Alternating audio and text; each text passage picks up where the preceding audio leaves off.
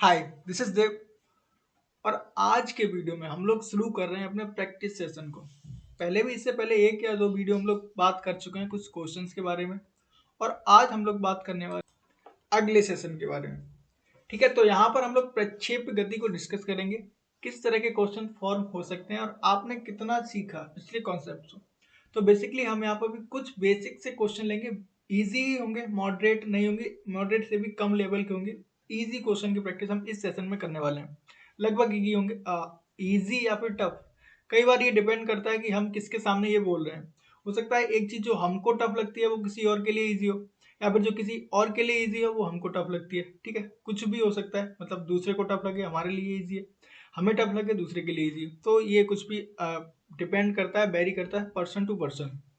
ठीक है, तो फिलहाल हम लोग प्रक्षेप गति के जो कॉन्सेप्ट सीखे उनको यूज करके क्वेश्चंस को सॉल्व करने वाले हैं। तो हम बेसिकली इसमें तीन फॉर्मूले का यूज करते हैं प्रक्षेप गति में। अगर आपको प्रक्षेप गति के तीन फॉर्मूले आते हैं तो लगभग शायद 80% सवाल आपके हो जाएंगे। और अगर प्रक्षेप गति के फॉर्मूले भी नहीं आते हैं तो बेसिक से कॉन्सेप्ट गति के अगर आपको आते हैं, गति के समीकरण आते हैं, तो वहां से भी कई बार सवाल सीधे सीधे सॉल्व हो सकता है। गति और सदिश दो चीजें अगर अच्छे से आती हैं तो आपकी मैकेनिक्स बहुत अच्छी होती है। ठीक है, तो चलिए यहाँ पर अगर हम बात करें इस वाले टॉपिक में, मतलब इस टॉपिक में कौन कौन से फॉर्मूले यूज करने वाले हैं। तो सबसे पहले प्रक्षेप गति के लिए आता है उड्डयन काल, और इसको हम प्रकट करते हैं कैपिटल टी से। और कैपिटल टी बराबर होता है 2u साइन थीटा अपॉन जी। किस टी की बात कर रहे हैं? मान लो हमने क्या किया, ये एक फ्रेम है कोई, यहाँ पर हमने क्या किया, इस पिंड को ऐसा करके फेंक रहे हैं।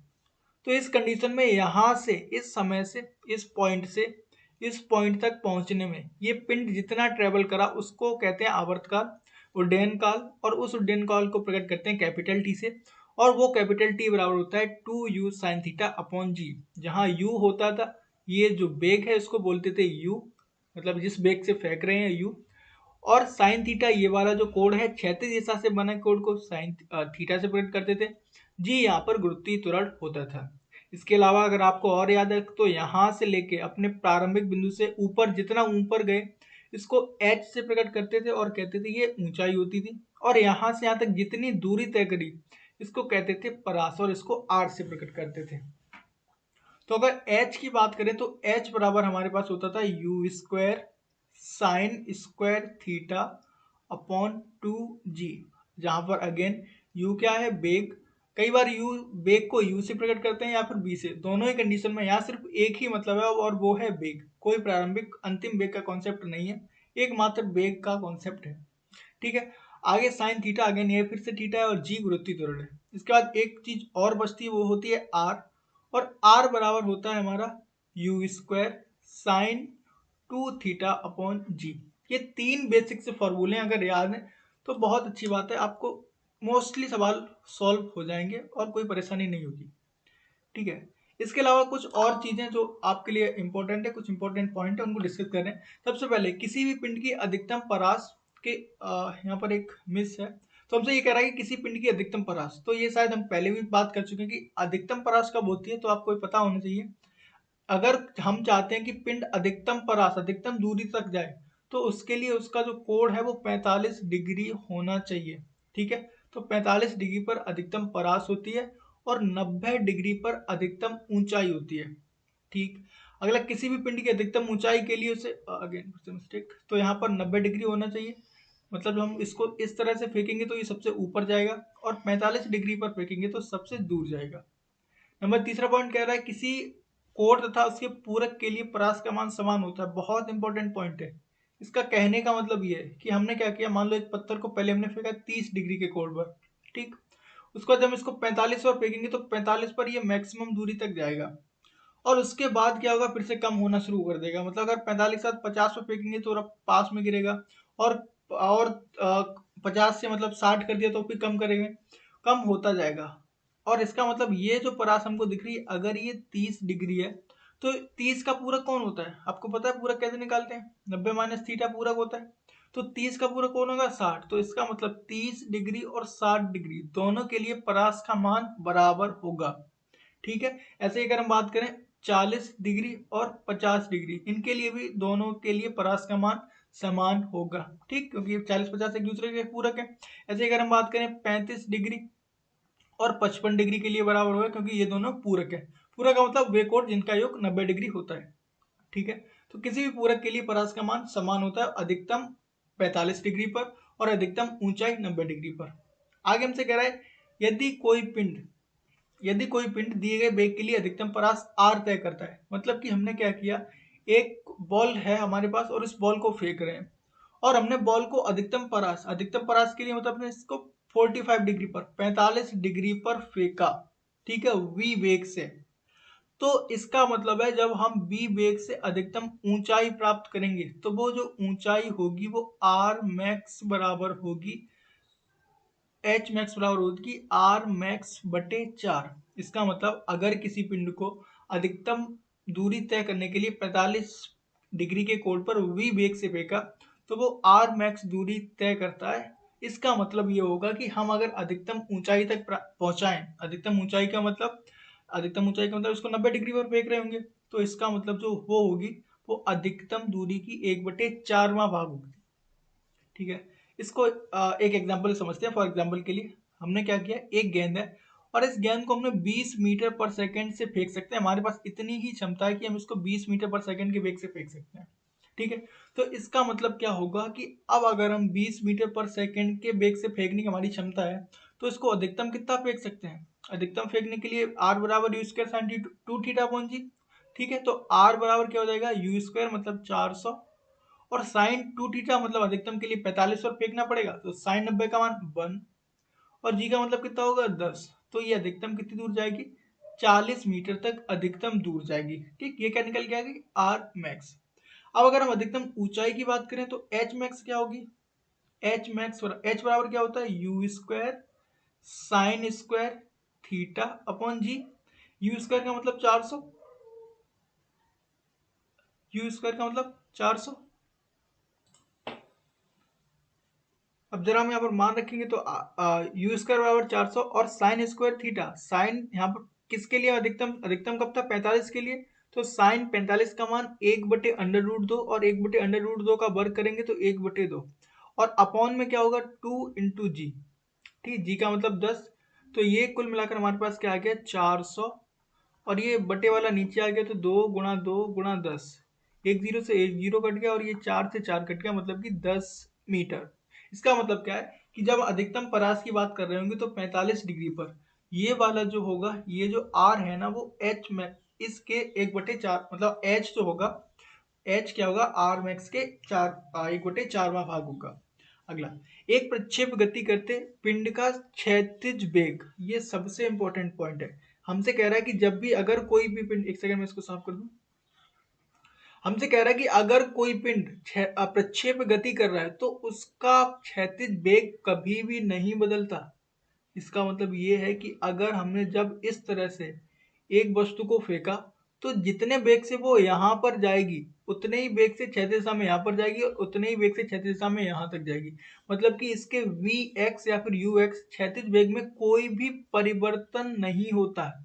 सिर्फ परिवर्तन होता है तो ऊर्ध्व वेग में। वो कैसे, देखो, जब शुरुआत में वस्तु को हमने फेंका तो शुरुआत में वस्तु ऊपर की तरफ जा रही है और एक कंडीशन पर यहाँ पर जाकर इसका ऊपर जाते हुए इसका वेग कम हो जाएगा, मतलब यहाँ पर पहुंच के जीरो हो जाएगा क्योंकि धीरे धीरे कम हो रहा है। यहाँ पर पहुंच के हो गया जीरो, उसके बाद दिख रहा है वस्तु नीचे को आना स्टार्ट कर देती है, मतलब कि फिर वेग निगेटिव दिशा में बढ़ना शुरू कर देता है। तो क्षैतिज वेग कभी भी नहीं बदलता, सिर्फ ऊर्ध्व वेग में परिवर्तन होता है। अब अगर इन कॉन्सेप्ट को यूज करें तो हमारे पास कुछ सिंपल से सवाल है, इनको हम देखते हैं। कह रहा है एक गेंद को 12 मीटर पर सेकंड के वेग से 45 डिग्री पर फेंका जाता है। यह गेंद कितनी दूर जाकर गिरेगी। दूर जाने के लिए हमसे क्या निकालना है, हमको आर। और आर बराबर आपको पता क्या होता है, आर बराबर होता है u square sine 2 theta upon g. Simple से हमको मान रखना है, तो u का मतलब वेग 12 मीटर और 12 का वर्ग 144 गुणा साइन 2 थीटा, तो साइन 2 इंटू थीटा का मतलब 45, तो हमने 45 रख दिया बटे जी का मतलब 10 दिया तो 10 रख दिया। ठीक है, जब इसको सॉल्व करेंगे तो 144 गुणा 2, 45 दूनी 90 मतलब कि साइन 90 बटे 10। इसका मतलब क्या हो जाएगा 144 गुणा साइन 90 का मान 1 होता है और बट्टे 10 मतलब कि 14.4 मीटर दूर जाके ये गेंद गिरेगी। ठीक है, सीधी इजी सा सवाल था, सिंपल सा क्वेश्चन था, केवल हमको मान रखने थे, कोई कॉन्सेप्ट एक्स्ट्रा यूज नहीं हुआ। अगला प्रक्षेप पथ के उच्चतम बिंदु पर वेग एवं त्वरण के बीच कोण क्या होगा। सवाल हमसे, अच्छा यहाँ पर ऑप्शन नहीं दिया, आपको ऑप्शन दिए जा सकते हैं। फॉर एग्जांपल के लिए मैं लिख देता हूँ, पहला मान लो 30 डिग्री, दूसरा 90 डिग्री, तीसरा 45 डिग्री और चौथा 60 डिग्री। ये चार ऑप्शन आपको दिए गए हैं।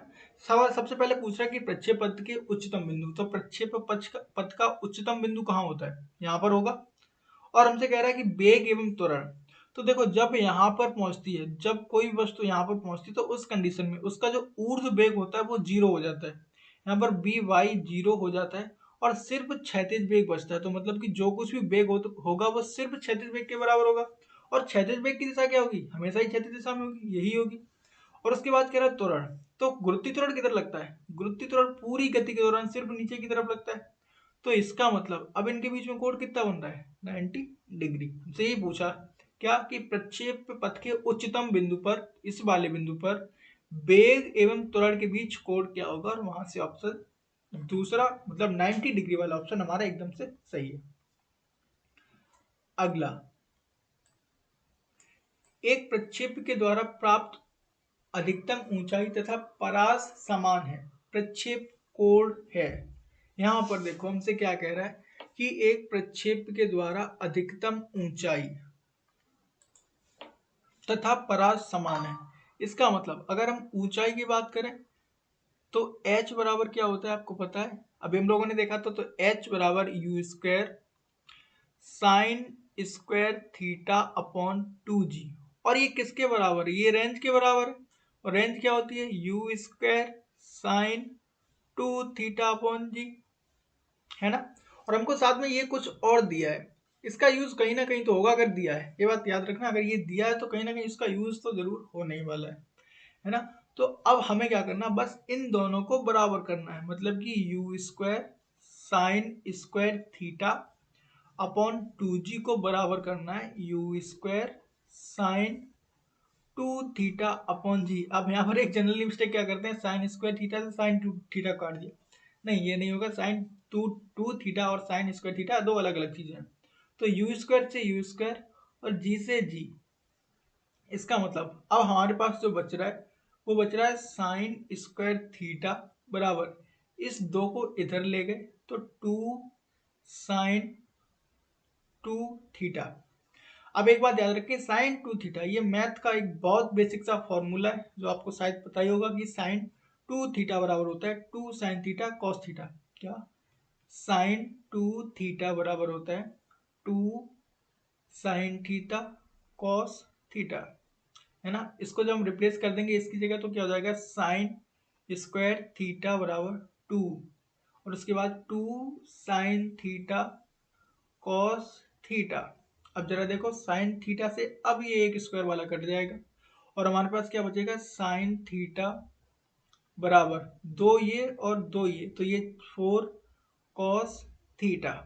इसका मतलब इस कॉस थीटा को नीचे ले जाएंगे तो साइन थीटा बटे कॉस थीटा, तो ये हो जाएगा साइन थीटा बटे कॉस थीटा बराबर 4, और ये क्या होता है 10, तो इसका मतलब क्या होता है टेन थीटा बराबर 4। और हमको यहाँ पर दिया गया है कि टेन 76 बराबर 4 होता है, तो इसका मतलब थीटा बराबर कितना आ गया, थीटा बराबर 76 डिग्री। तो ये वाला ऑप्शन हमारा एकदम से सही हो जाएगा बी।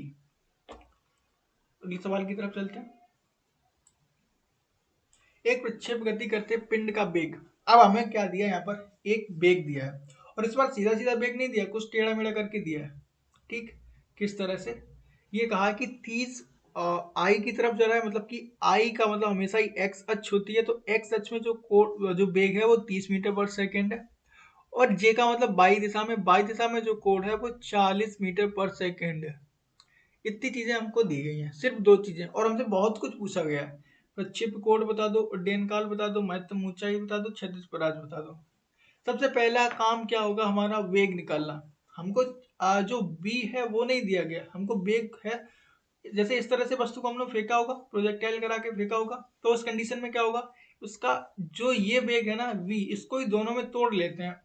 और अगर हम पाइथागोरस थ्योरम भी लगाएं तो ये जो बन गया कर्ड, ये एक कर्ड बन गया, ये वाला लंब, ये वाला आधार, तो उस हिसाब से v जो होगा वो क्या होता था, v x square plus v y square. तो जरा इनका वर्ग करेंगे तो v बराबर क्या हो जाएगा, v बराबर क्या हो जाएगा, अंडर रूट बी एक्स, मतलब x दिशा में कोण, वो हो जाएगा 30, और 30 का वर्ग करेंगे तो कितना होता है 900, प्लस 4 मतलब 40, 40 का वर्ग करेंगे तो 1600, और इसका मतलब v बराबर हो जाएगा अंडर रूट 2500। ठीक है, और v 2500 का मतलब 50, तो v बराबर निकला है हमारा 50 मीटर पर सेकंड, मतलब कि ये जो वेग है वो आ गया हमारा 50 मीटर प्रति सेकंड। अब इसके बाद क्या, प्रक्षेप्य कोण निकालना है। प्रक्षेप्य कोण आपको याद होगा क्या होता है, ये वाला कोण जो होता है इसको ही बोलते हैं प्रक्षेप्य कोण। तो अब अगर हम प्रक्षेप्य कोण को निकालें, तो प्रक्षेप्य कोण हम कैसे निकाल सकते हैं, देखो अब अगर यहाँ इसको दोबारा से ड्रॉ करूं तो ये ऊपर वाली भुजा, ये सामने वाली भुजा, और ये हमको ये वाला वेग पता है। मतलब कि जब त्रिभुज की हमको तीनों ही भुजाएं पता है तो क्या हम वहां से कोण नहीं निकाल सकते। अगर ये त्रिभुज है तो इसके बाद ये देखो, ये वाले बी आई बी वाई हो गया, ये वी एक्स हो गया, और ये वी हो गया। ठीक है, और हमको क्या निकालना है, ये वाला कोण, ये थीटा निकालना है। तो साइन थीटा बराबर क्या होता है आपको पता है, साइन थीटा बराबर क्या होता है, लंब बटे कर्ड, और लंब क्या होता है, थीटा के सामने वाली भुजा। तो इसका मतलब क्या हो जाएगा, साइन थीटा बराबर हो जाएगा लंब का मतलब जो वी वाई, और वी वाई का मान हमको कितना दिया गया 40, 40 बटे कट कितना है 50, तो साइन थीटा बराबर आ गया 4/5, मतलब कि थीटा बराबर आ गया हमारे पास, थीटा बराबर साइन इनवर्स 4/5। हम टेन में भी निकाल सकते थे, कॉस में भी निकाल सकते थे, हमने यहाँ पर साइन में निकाला क्योंकि अभी इसकी जरूरत हमको पड़ने वाली है। ठीक है, तो एक काम हमारा प्रक्षेप कोण निकल आया। अगला काम हमसे कह रहा है कि उड्डयन काल, इसको जरा साफ कर लेते हैं। उड्डयन काल निकालना, तो उड्डयन काल क्या बराबर होता है, h बराबर u square sine square theta upon 2g, है ना। तो इसका मतलब हम अभी क्या क्या चाहिए, v हम निकाल चुके हैं, यू स्क्वायर, u या फिर v एक ही बात है, तो हम यहाँ पर v तो निकाल चुके हैं, हमको चाहिए h, और h बराबर यू स्क्वायर या फिर v square sine square theta upon 2g, बिल्कुल यही तो होता है। तो u अभी हमने निकाला था वो कितना था, ये वाला आया था 50, तो 50 का वर्ग 2500 साइन स्क्वायर थीटा, इसीलिए हमने साइन थीटा निकाला था ताकि हम इसका वर्ग कर सकें। तो साइन स्क्वायर थीटा का वर्ग करेंगे तो कितना हो जाएगा, 4 का वर्ग 16 और 5 का वर्ग 25, अपॉन में क्या आ जाएगा 2 इंटू जी का मतलब 10, एक जीरो से एक जीरो ये कट गया, 25 से ये पूरा 25 कट गया, यहाँ पर कितना बचा 10, तो मतलब कि h बराबर 10 गुणा 14/2, इसका मतलब h बराबर ये कट गया 5 बार, तो ये क्या बचा 70 मीटर। तो ऊंचाई इसकी कितनी होगी 70 मीटर। ठीक है, इसके बाद हमसे कह रहा है कि अधिक महत्तम ऊंचाई निकाल ली हमने, उड्डयन काल निकालना, तो ओ टी बराबर रह गया, तो टी बराबर क्या होता है 2u sine theta upon g.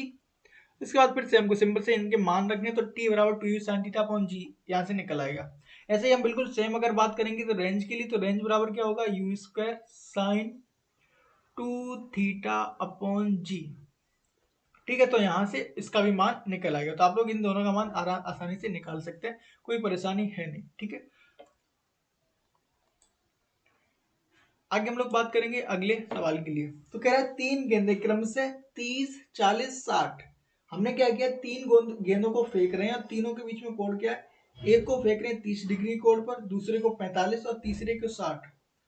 अब हमको ये बताना है कि ऊपर की ओर प्रारंभिक चाल से फेंकी जाती है तो इन गेंदों के परासों में संबंध क्या होगा। एक्चुअली यहाँ पर भी ऑप्शन नहीं है, तो ऑप्शन आपको इस तरह से देखने को मिल सकते थे कि इनके बीच में, जैसे हमने कहा कि 30 डिग्री वाले की जो रेंज है वो R30 है, 45 वाले की R45 है, और 60 वाले की R60 है। अब हमको क्या करना है, इनके बीच में संबंध का मतलब हो सकता है एक ऑप्शन आपको दिख जाए R30 बराबर 45 बराबर R60, इस तरह के ऑप्शन आपको देखने को मिल सकते हैं। या फिर ऐसा हो सकता है R30 ग्रेटर देन हो R45 और ग्रेटर देन हो R60, इस तरह के ऑप्शन आपको देखने को मिल सकते हैं। फिलहाल हम यहाँ पर अभी हमने एक चीज जो सीखी थी उसका यूज करने वाले हैं, बिना ऑप्शन की जरूरत ही नहीं पड़ेगी हमको। तो देखो R45 का मतलब क्या होता है, R45 का मतलब ये होने वाली है मैक्सिमम, इससे बड़ा तो कुछ होगा ही नहीं, ये तो मैक्सिमम है। उसके बाद R30 और R60 आपको क्या दिख रहे हैं, ये दोनों एक दूसरे के पूरक कोण है। तो मतलब कि R30 पर जो परास होगी वही परास होने वाली है R60 पर। तो इसका मतलब संबंध क्या निकल के आएगा, इसका मतलब कि R30 बराबर R60 और ये दोनों छोटी होंगी किससे, R45 से। ठीक है, तो ये हमारा इस तरह से संबंध निकल के आएगा। क्यों, क्योंकि R45 तो मैक्सिमम है, अब R45 से ज्यादा कुछ हो ही नहीं सकता। और R30 और R60 मतलब 30 डिग्री और 60 डिग्री तो एक दूसरे के पूरक कोण है, और पूरक कोण के लिए परास का मान समान होता है। तो यहाँ से हमारा ये वाला आंसर निकल के आया। अच्छा, अगले सवाल की तरफ कहते हैं, एक बंदूक क्षैतिज मतलब एक गोली चला रहे हैं सीधा सा, मतलब ये है कि यहाँ हमने क्या किया, यहाँ से एक गोली को चलाया और वो गोली ऐसे करके जाएगी तो कुछ समय बाद प्रोजेक्टाइल करेगी, नॉर्मल सी बात है। हमने क्षैतिज दिशा में इसको 1500 मीटर प्रति सेकंड के वेग से चलाया और ये गोली गई कितनी दूर, 150 मीटर, 150 मीटर दूर इसको जाना है। और इसका वेग जो क्षैतिज वेग है वो कितना है, वी एक्स हमको दिया है कितना, 1500 मीटर प्रति सेकेंड। और हमसे ये पूछा है कि यहाँ से लेके यहाँ तक वो कितनी नीचे जाके लगेगी, ये बता दो हमको। तो ठीक है, कोई परेशानी नहीं है। अच्छा, अब हमको अगर ये पता करना है कि यहाँ से यहाँ तक ये कितनी दूरी चलेगी, तो इसके लिए एक बात हमको पता है, एक कॉन्सेप्ट यूज करेंगे कि वी एक्स मतलब कि क्षैतिज वेग का मान कभी भी नहीं बदलता। इसका मतलब ये है कि यहाँ से यहाँ तक पहुंचने में क्षैतिज वेग द्वारा जो दूरी तय करी गई है उसमें जो समय लिया गया है वो बराबर होगा यहाँ से यहाँ तक आने में। मतलब कि गोली जितनी देर में यहाँ से यहाँ पहुंचेगी, इस स्थिति से इस स्थिति में पहुंचेगी, उतना ही टाइम इसको मिलेगा यहाँ से यहाँ तक आने में। तो हमें क्या निकालना है, सबसे पहले समय निकालना है। और समय बराबर क्या हो जाएगा, समय बराबर हो जाएगा दूरी बटे चाल। तो दूरी कितनी चली, 150, और इसकी चाल क्या थी, 1500। मतलब कि समय बराबर कितना आ गया, 1/10। ठीक है, तो इतना समय इसको लगा। अब हमको समय पता है, तो हमें सिर्फ क्या निकालना है, यहाँ से यहाँ तक कितनी दूरी तय कर ली। अच्छा, जब ये क्षैतिज वेग में ही सिर्फ चल रही तो इसका मतलब इसका जो ऊर्ध्व वेग था वो कितना था, 0, ऊर्ध्व वेग 0 था। और हमें क्या निकालना है, ऊंचाई। तो h बराबर क्या होता है, गति के जो समीकरण, दूसरा समीकरण होता है वो h बराबर क्या होता है, ut प्लस हाफ GT² होता है। यानी प्लस क्यों लिया, क्योंकि गोली भी नीचे की तरफ आएगी और गुरुत्वीय त्वरण का मान भी नीचे की तरफ। तो जब भी वेग की दिशा में त्वरण लगता है तो उसको पॉजिटिव लेते हैं, या वेग की विपरीत दिशा में लगता है तो उसको नेगेटिव लेते हैं। तो यहाँ पर वेग की दिशा में ही लग रहा है इसलिए हमने प्लस लिया।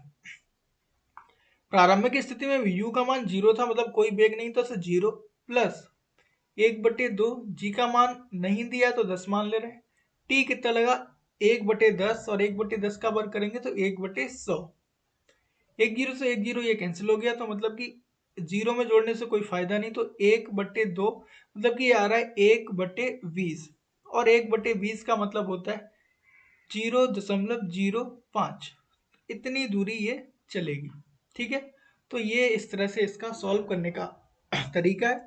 क्या हमने कॉन्सेप्ट यूज किया कि क्योंकि क्षैतिज वेग कभी भी नहीं बदलता, इसका मतलब क्या होगा, इसका मतलब ये होगा कि जितने समय में ये क्षैतिज दूरी तय करेगी ठीक उतना ही समय लगेगा इसको ऊपर से नीचे आने में। और आपको अगर याद हो तो जब हम प्रक्षेप गति के कॉन्सेप्ट को डिस्कस कर रहे हैं तो हमने जो प्रक्षेप गति का समीकरण निकाला था वो इसी कॉन्सेप्ट को यूज करके निकाला था। अगर आपने याद नहीं आ रहा तो एक बार वीडियो जाके जरूर देखें, आप कहीं से पढ़ सकते हैं, आपके पास कोई बुक हो तो वहां से पढ़ लें, वहां भी हमने यही कॉन्सेप्ट यूज किया है। अगर आपके पास बुक नहीं है तो वीडियो देख लें, जाके पिछले प्लेलिस्ट में आपको मिल जाएगा, वहां से देख लें। तो आप वैसे सारी वीडियोस पड़े हुए हैं तो आप जो चाहें वो देख सकते हैं। ठीक है, एक प्रक्षेप इस सवाल के लिए पर्टिकुलरली मुझे थोड़ा इस सवाल में प्रॉब्लम लग रही है, क्योंकि यहाँ पर देखिए कह रहा है एक प्रक्षेपी प्रक्षेपण के 2 सेकंड पश्चात क्षैतिज से। इसका मतलब क्या हुआ होगा कि पहले एक कोई प्रक्षेपी का मतलब मिसाइल मान सकते हैं, तो प्रक्षेपण के 2 सेकंड पश्चात मतलब अगर हमने जब इसको लॉन्च किया होगा तो 2 सेकंड पश्चात ये 30 डिग्री क्षैतिज से 30 डिग्री कोण पे जा रहा था और 1 सेकंड पश्चात ये क्षैतिज दिशा में जा रहा होगा। तो मतलब सबसे पहले हमने इसको इस तरह से फेंका होगा, फिर इस तरह से, फिर इस तरह से। और अब हमको बेग का परिमाण निकालना है। हम बिल्कुल बेग का परिमाण निकाल लेते अगर हमको बेग दिया होता। यहाँ पर बेग नहीं दिया, मुझे इस सवाल में थोड़ा सा प्रॉब्लम लग रही है, तो अभी मैं इसको स्किप कर रहा हूँ। अगला सवाल, v वेग से थीटा कोण पर प्रक्षेपित की गई वस्तु का क्षैतिज विस्थापन r है। समान वेग एवं समान कोण के लिए चंद्रमा पर वस्तु का परास क्या होगा? अरे वाह बहुत बेसिक सा क्वेश्चन है, पूछना ही बेकार है, आपके लिए करना और ज्यादा बेकार है। तो क्योंकि यहाँ से आंसर हमको सीधा 6r दिख रहा है। कैसे दिख रहा है? अच्छा, मान लेते हैं पृथ्वी की सतह पर जो रेंज है वो आर ई से प्रकट कर रहे हैं, और आर ई क्या होगी? आर ई बराबर क्या होगी? U square sine 2 theta upon g. E E मतलब पृथ्वी का गुरुत्वीय त्वरण। ऐसे अगर चंद्रमा की बात कर रहे होंगे तो वो क्या हो जाएगा? U square sine 2 theta upon g m. और एक बात हमको पता है कि पृथ्वी का गुरुत्वीय त्वरण मतलब कि जी ई और जी एम में क्या संबंध होता है? तो जो पृथ्वी का गुरुत्वीय त्वरण है वो चंद्रमा के गुरुत्वीय त्वरण से 6 गुना ज्यादा होता है। ठीक है, तो मतलब जी एम की जगह क्या लिख सकते हैं हम? जी एम की जगह लिख सकते हैं जी बटी 6। तो जरा इसे यहाँ रिप्लेस करो तो u square sine 2 theta upon g m की जगह हमको क्या लिखना है? जी एम की जगह लिखना है, इसको 6 को इधर ले जाएंगे तो आर जी बटे 6 हो जाएगा। तो इसका मतलब हमको लिखना है जी ई, और बटे वाला 6 पहुंच गया ऊपर। अब जरा इसको ध्यान से देखो, ये क्या है? ये यही तो है।